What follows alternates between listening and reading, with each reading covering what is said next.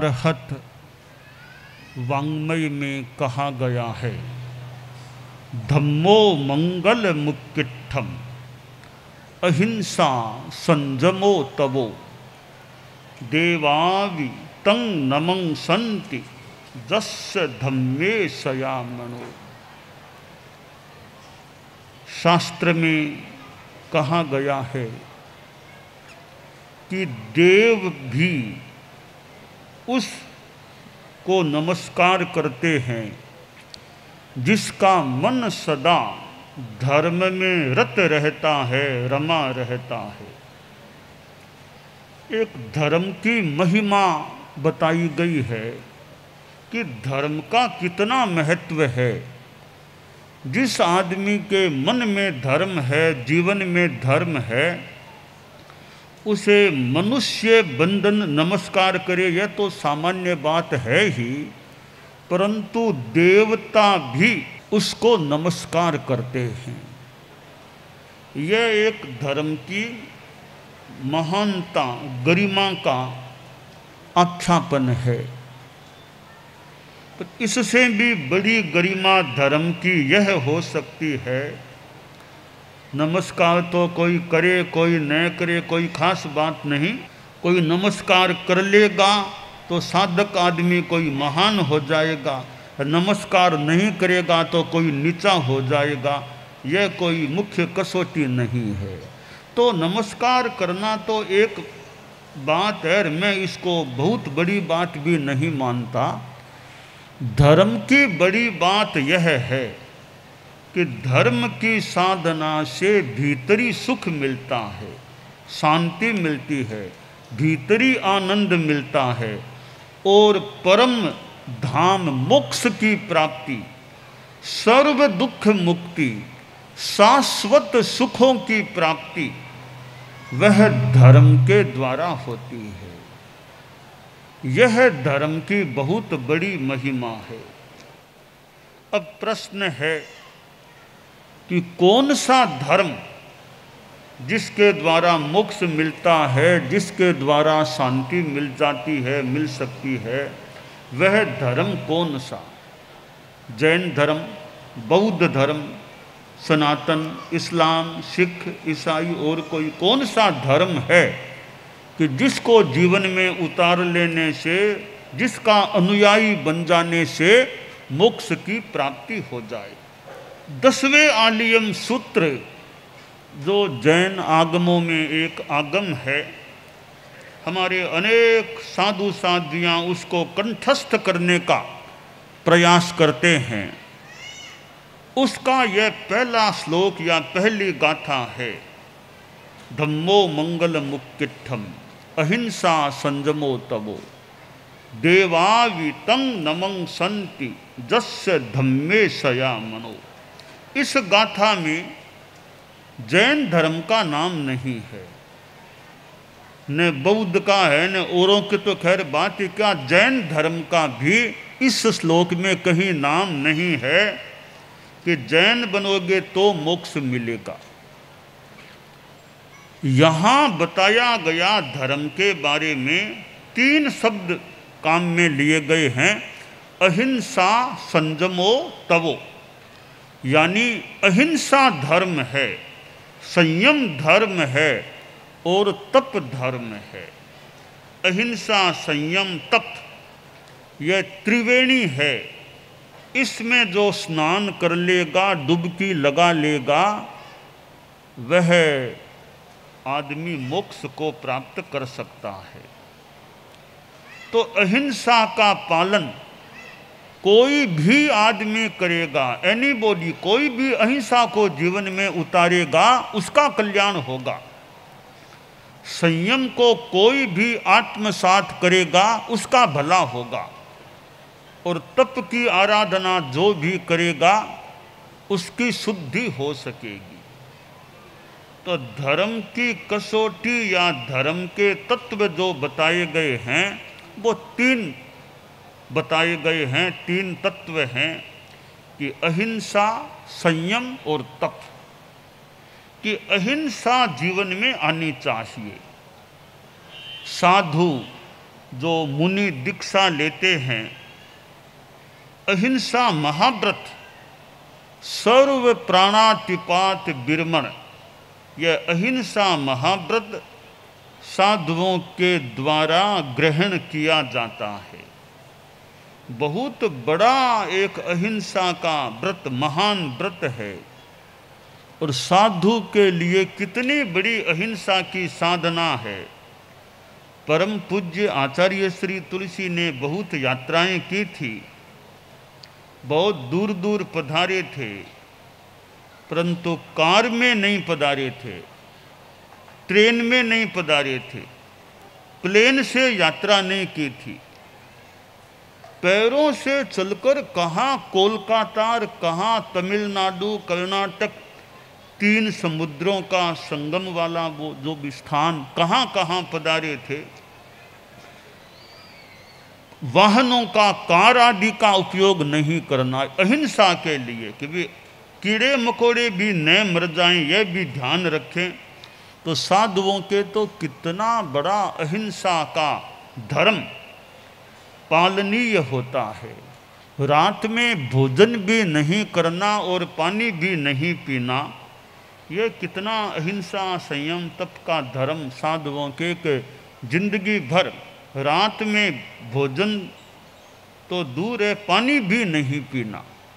और मई का महीना, जून का महीना और गर्मी का समय हो तो रात में साधु पानी का सेवन न करे, पानी न पिए।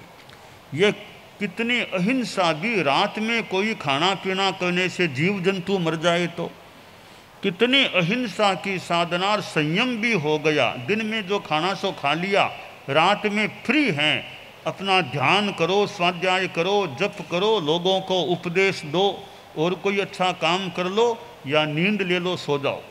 खाना पीना नहीं। जिंदगी भर बरसों तक यह नियम पले रात्रि भोजन विरमण का, यानी आधा दिन रात में आधा तो एकदम संयम हो जाता है। तो कितनी यह एक साधना है कि रात्रि भोजन नहीं। तो साधुओं का जीवन एक मानो अहिंसा का जीवन, तन से, मन से, वचन से किसी को दुख देने का प्रयास नहीं करना। तो ऐसे दया मूर्ति, अहिंसा मूर्ति, क्षमा मूर्ति, समता मूर्ति, शांति मूर्ति साधु होते हैं। मानो अहिंसामय उनका जीवन, और वे अहिंसा के महान पुजारी, अहिंसा के महान साधक होते हैं। भगवान महावीर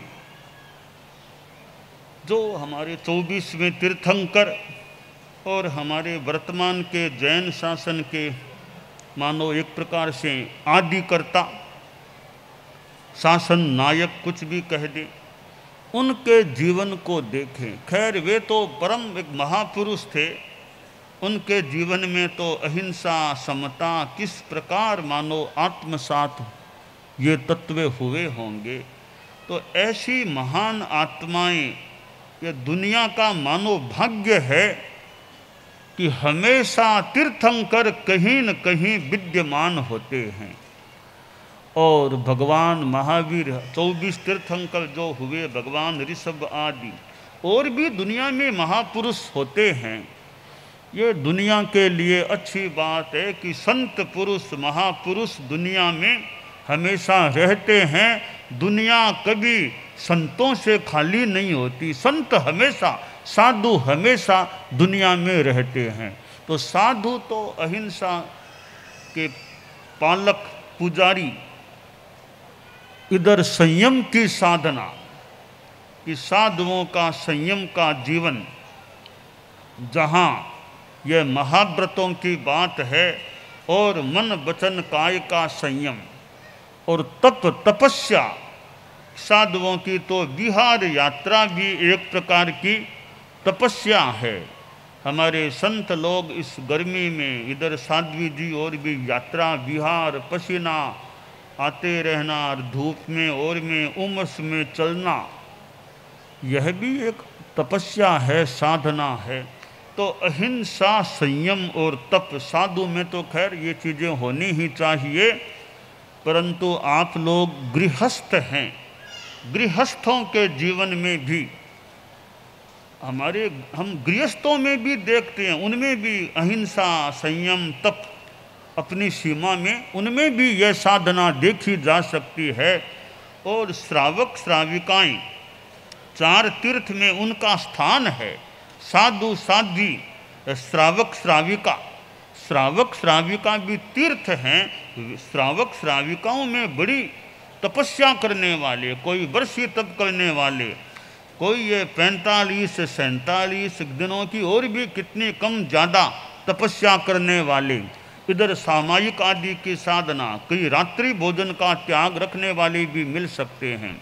अनेक रूपों में धर्म की साधना गृहस्थों के जीवन में भी देखने को मिल सकती है। ठीक है, साधुओं की साधना ऊंची मान लें, वे रत्नों की बड़ी माला है, श्रावक श्राविका नानी माला, छोटी माला होते हैं। और भी कई गृहस्थ, भले वो जैन नहीं भी हों, उनके जीवन में भी सदाचार, साधना, तपस्या, संयम, अहिंसा की भावना देखने को मिल सकती है। तो यह मानव जीवन हमें प्राप्त है। बहुत बड़ी बात है कि हमें मानव जन्म मिला है। 84 लाख जीव योनियों में यह मानव जन्म मिलना, अब इसका कैसे बढ़िया उपयोग धर्म की दृष्टि से किया जा सके। जीवन में और कुछ भी मिल जाए, कितना ही पैसा मिल जाए और भौतिक चीज़ें मिल जाए, पर धर्म, संयम, अहिंसा, संयम, तब धर्म के सामने भौतिक चीज़ें बहुत छोटी है। अब साधुओं के पास संन्यास है, संयम है, इतनी बड़ी चीज़ है। आप लोग गृहस्थ हैं, धनाढ्य हो सकते हैं, दुनिया में कई धनाढ्य लोग, बड़े बड़े धनवान लोग, अगर साधु के सामने करोड़ों का हीरा, आप लोग करोड़ों का हीरा रख दें कि महाराज हीरा ले लो और साधुपना छोड़ दो, तो मैं कहता हूँ हीरे में पड़ा क्या है। साधुपना जैसा हीरा है, उसके सामने आपका जो हीरा गृहस्थों का है, ना कुछ जैसा है, ना चीज। संयम रत्न है, इसके सामने यह बहुत छोटी चीज है। तो यह संन्यास और संयम धर्म साधना है, आदमी को इसको नहीं छोड़ना चाहिए। और हीरे कभी जाएं तो जाएं, पर साधु का संन्यास का हीरा इस जीवन में न छूटे। गृहस्थों का धर्म का जितना हीरा है वो न छूटे। आदमी को विपत्ति आने पर भी, संकट आने पर भी धर्म को नहीं छोड़ना चाहिए। कोई सोचे रे इतना धर्म किया, वो किया, मेरे जीवन में तो आपत्ति विपत्ति आ गई, धर्म को छोड़ो, यह चिंतन गलत है। कोई आपत्ति विपत्ति आ जाए, धर्म को नहीं छोड़ना चाहिए, इसको तो पकड़ करके रखेंगे। वो आदमी सेठ था, बहुत धनाढ्य था, रात को सो रहा था, नींद आ गई, नींद में सपना आया। स्वप्न में देखा एक कोई दिव्य रूप वाली माता खड़ी है, सपने में देखा। उसने सपने में कहा, जगदम्बे पधारो, बड़ी कृपा की, यहाँ दर्शन दिए मुझे, पधारे, मैं आपको जानता नहीं हूँ, आपका परिचय, आप कौन है, परिचय दीजिए। तो वह दिव्य देवांगना बोली कि मेरा नाम लक्ष्मी है, मैं लक्ष्मी हूँ। तो बहुत बड़ी कृपा की, मुझे दर्शन दे दिए। कने दर्शन तो दे दिए, अब मैं तुम्हारे यहाँ रही थी, अब मैं विदा लेना चाहती हूँ, अब इस घर से जाना चाहती हूँ। तो वह सपने में ही सेठ बोला कि जगदम्बे कोई गलती हुई तो मुझे माफ़ करो, आप यहाँ विराजो, मेरा भाग्य आप यहाँ मेरे घर में विराजोगी। कहीं बहुत रह गई, अब मैं जा रही हूँ। तो ठीक है, जैसे आपकी मर्जी, मेरा बार बार आपको नमन है, तो आपके प्रति मंगल कामना, विराजो तो बहुत ही बढ़िया बात, बाकी जैसे आपकी इच्छा हो, मेरा बार बार नमन है आपको। तो ठीक है, मैं जाऊंगी। सपने में उसने नमन कर लिया। नींद पूरी हुई, रात पूरी हो गई, अगला दिन बीता, अगली रात आई, फिर वो सेठ सो गया। फिर सपने में एक पुरुष, दिव्य पुरुष दिखाई दिया। उसने सपने में पूछा, महाशय मैं आपको जानता नहीं हूँ, आपका परिचय क्या है? तो वह दिव्य पुरुष बोला, मेरा नाम है सत्य पुरुष, सत्य सत्य मेरा नाम है, कि बहुत कृपा की आपने दर्शन दिए मुझे। कहाँ दर्शन दे दिए हैं और बोलो अब मैं चला जाऊं?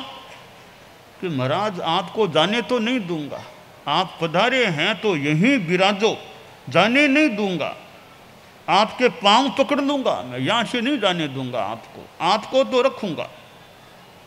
का ठीक है, तुम और मैं तो मिले जुले हैं, मैं तुम्हारे पास रहूंगा। तो बहुत कृपा, आप तो मेरे पास ही रहो।